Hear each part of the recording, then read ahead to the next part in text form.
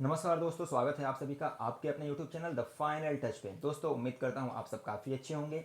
दोस्तों आज के इस वीडियो में हम बात करेंगे ESIC यानी कि एम्प्लॉयज़ स्टेट इंश्योरेंस कॉरपोरेशन में जो एक बम्पर वैकेंसी आई है UDC और स्टेनोग्राफर की, उसके बारे में। ठीक है दोस्तों, और ये बिल्कुल ऑथेंटिक एंड ऑफिशियल न्यूज़ है। आप जो है भारत सरकार का जो गज़ट होता है, द गज़ट ऑफ इंडिया, आप भारत सरकार की वेबसाइट से जा करके इसको डाउनलोड करके खुद भी एक बार पढ़ सकते हैं। ठीक है, तो और अगर आपको इस वीडियो का PDF चाहिए, जो मैं आपको ये जो गज़ट दिखा रहा हूँ, तो आपको इसके लिए हमारा टेलीग्राम चैनल ज्वाइन करना पड़ेगा। आप हमारा टेलीग्राम चैनल ज्वाइन कर लीजिए। उसके लिए आपको टेलीग्राम पे जाकर टाइप करना है @the_final_touch। ठीक है, @the_final_touch टाइप करेंगे तो आपको हमारा टेलीग्राम चैनल दिख जाएगा, उसको ज्वाइन कर लीजिएगा। वहाँ पे मैं इस वीडियो की PDF आपको दे दूंगा, आप इसको डिटेल में आराम से पढ़ सकते हैं। ठीक है, वहाँ से डाउनलोड कर लीजिएगा। चलिए बात करते हैं अब इस नोटिफिकेशन के बारे में, क्या क्या चीज़ें हैं। वैसे तो ये बहुत सारा इसमें लिखा हुआ है, लेकिन मैं आपको मूल चीज़ें जो है आपको बता देता हूँ। ठीक है, देखिए ऊपर में हिंदी में लिखा हुआ है, तो हिंदी में आप पढ़ लेंगे। मैं इंग्लिश वाले सेक्शन पे चलता हूँ। देखिए यह आपका ऊपर लिखा हुआ है कि the employees state insurance corporation, उसके लिए वैकेंसी है। और मेनली जो वैकेंसी है वह UDC यानी अपर डिविजनल क्लर्क प्लस स्टेनोग्राफर के लिए है। ठीक है, अपर डिविजनल क्लर्क प्लस स्टेनोग्राफर के लिए आई है, आप इसमें देख सकते हैं। ठीक है, देखिए यहाँ पे लिखा हुआ है आपका अपर डिविजनल क्लर्क रिक्रूटमेंट रेगुलेशन 2011 के अकॉर्डिंग जो है सब चीज़ें की जाएंगी। ठीक है, यहाँ पे पॉइंट नंबर 1 में लिखा है short title and commencement. This regulation में be called the employees state insurance corporation upper divisional clerk और upper division clerk cashier and stenographer group C post recruitment regulation 2021। ठीक है, सबसे पहले आपका सिटीजनशिप इंडियन होना चाहिए। ठीक है, मेन मुद्दे पे मैं आता हूँ, ज़्यादा डिटेल में इसको नहीं डिस्कस करेंगे, छोटा सा वीडियो रहेगा। देखिए, तो आप भारत के नागरिक होने चाहिए। उसके बाद आपका जो क्वालिफिकेशन है वह सिर्फ क्या होना चाहिए, देखिए यहाँ पे लिखा हुआ है, मेन चीज़ यहाँ पे है। यहाँ पे ये है अपर डिविजनल क्लर्क के लिए है। जो टोटल वैकेंसी है UDC की वह है 6306। आगे है subject to variation dependent on work and load, ये घट भी सकता है बढ़ भी सकता है। ग्रुप C की नॉन गेजेटेड मिनिस्ट्रियल पोस्ट होती है, लेवल 4 की जॉब होती है। ठीक है, लेवल 4 की जॉब होती है। आगे अगर हम बात करें इसका, तो इसका जो एज लिमिट होता है, वह 18 से 27 साल है। और जो रिलैक्सेशन मिलती हैं वो आपके कैटेगरी के अकॉर्डिंग आपको मिल जाएगी। जैसे अगर आप OBC हैं तो आपको 3 साल का मिलेगा, अगर आप SC ST हैं तो आपको 5 साल का एज रिलैक्सेशन मिल जाएगा। ठीक है, और आपका जो है एज 18 से 27 साल के बीच होना चाहिए। ठीक है, बाकी आप डिटेल यहाँ से पढ़ सकते हैं। आगे अगर और हम बात करें एजुकेशनल क्वालिफिकेशन की, तो आपके पास किसी भी स्ट्रीम में ग्रेजुएशन होना चाहिए। सिर्फ आप ग्रेजुएट हो गए किसी भी स्ट्रीम से, आप एलिजिबल हो।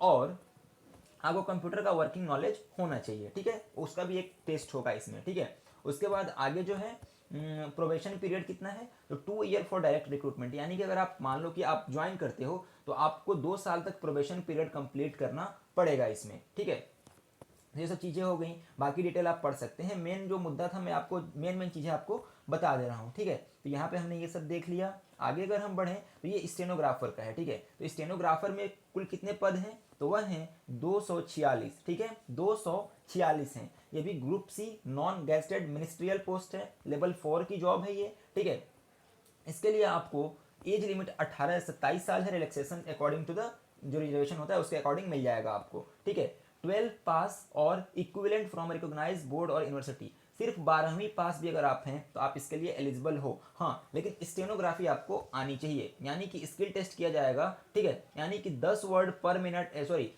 10 मिनट में आपको 80 वर्ड पर मिनट के स्पीड से 10 मिनट आपको टाइप करना पड़ेगा। ठीक है, बाकी यहाँ ट्रांसक्रिप्शन है 50 मिनट इंग्लिश में, 65 मिनट हिंदी में। और ये कुल चीज़ें जो होंगी, सारी चीज़ें ये सब कंप्यूटर पे की जाएंगी। ठीक है, सारी चीज़ें आपको कंप्यूटर पे करनी होगी।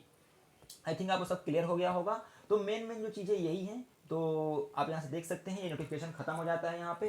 तो देखिए अब एक बार इसको मैं संक्षेप में आपको अगर बता दूं, तो देखिए जो UDC के पोस्ट हैं वह लगभग 6300 के ऊपर हैं। ठीक है, और 246 पोस्ट जो हैं वह किसके हैं, तो ये स्टेनोग्राफर के हैं और ये UDC के हैं। इसके लिए आपको ग्रेजुएट होना पड़ेगा। ठीक है, ग्रेजुएशन अगर आपका कंप्लीट है आप भर सकते हैं। एज लिमिट 18 से 27 साल है। और अगर हम UDC की बात करें, 12वीं पास होना चाहिए, प्लस आपको शॉर्ट हैंड आना चाहिए। ठीक है, तो आप एलिजिबल हैं इसके लिए। इसके लिए भी एज लिमिट 18 से 27 साल है। ठीक है, और बाकी अगर बात करें सिलेबस की, तो सिलेबस में इसका क्या होता है, मैथ्स होता है, रीजनिंग होता है, इंग्लिश होता है, प्लस जनरल अवेयरनेस होता है। देखिए जनरल अवेयरनेस जो सेक्शन होता है इसमें वेटेज जो होता है वो करंट अफेयर का, यानी कि 50-55% से ज़्यादा, 50% से ज़्यादा जो वेटेज होगा वह करंट अफेयर का होगा। मतलब ये कि आपको करंट अफेयर काफ़ी अच्छे तरीके से करना होगा। इंग्लिश बेसिकली आपकी जो होती है वह आपका अगर रीडिंग कॉम्प्रिहेंशन अच्छा है, अगर आप इंग्लिश पढ़ते हो डेली बेसिस पे, आप इजीली इसको कर पाओगे। आपको अगर नहीं भी पढ़ते हो तो अब से स्टार्ट कर दो पढ़ना, कोई भी बुक पढ़ो, नॉवेल पढ़ो, न्यूज़पेपर पढ़ो। तो आपको इंग्लिश के लिए प्रिपरेशन के ज़्यादा कुछ नहीं करना है, रीडिंग पे ध्यान देना है, ठीक है। रीडिंग अगर आप करते जाओगे, जो डिफिकल्ट वर्ड आते जा रहे हैं उसको नोट कर लो, याद कर लो, जैसे भी कर सकते हो याद करो, ठीक है। मेन चीज रीजनिंग है। रीजनिंग में आपको पजल वगैरह, सिटिंग अरेंजमेंट जो होती हैं उनको थोड़ा करना पड़ेगा, क्योंकि इसका जो रीजनिंग आता है वह बैंकिंग पैटर्न का होता है, ठीक है। तो रीजनिंग में आपको मेहनत करनी पड़ेगी, ठीक है। बाकी मैथ्स है, मैथ्स आपका नॉर्मल जो अरिथमेटिक सेक्शन ही आता है, ठीक है। हाँ मेंसुरेशन भी आता है, मेंसुरेशन भी पूछता है, लेकिन जो जो फोकस रहता है, इम्फेसिस रहता है, वह रहता है आपका अरिथमेटिक सेक्शन पे, ठीक है। तो आपको मेनली जो है मैथ्स, रीजनिंग, इंग्लिश और जीए तैयार करना है, ठीक है। ये प्रीलिम्स प्लस मेंस दोनों में सेम सिलेबस आएगा, ठीक है। प्रीलिम्स प्लस मेंस दोनों में यही सिलेबस रहेगा। नंबर ऑफ क्वेश्चन घट जाते हैं, बढ़ जाते हैं। बाकी जब डिटेल नोटिफिकेशन इसका आएगा तो हम इसके सिलेबस के बारे में अच्छे से बात करेंगे, किस तरीके से प्रिपेयर करना चाहिए। अगर आप चाहते हो कि मैं इस पर एक वीडियो बनाऊं तो कमेंट करके आप हमें ज़रूर बताएं।